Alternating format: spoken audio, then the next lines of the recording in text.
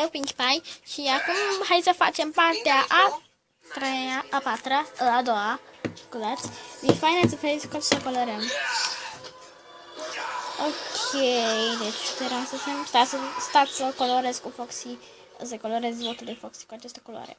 Și revin. Ok. Acolo și colorez acum și turul.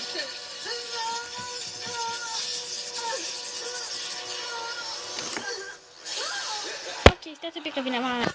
Gata. Și acum o să colorez pe Foxy și vin.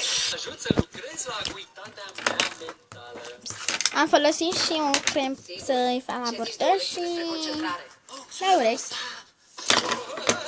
Și acum îi vom face... Lecția 1. Când te aștepți mai puțin, așteaptă-te la ceva.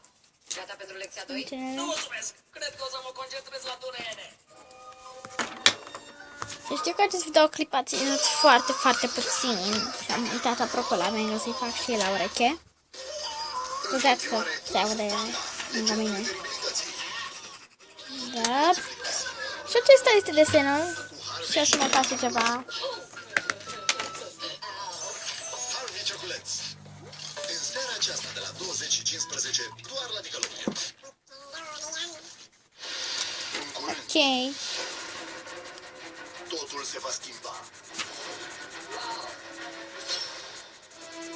E drăguț. Suferă o transformare grozavă. Acesta este desenul cu Foxy și Mangle. Și ne mai vedem. Pa!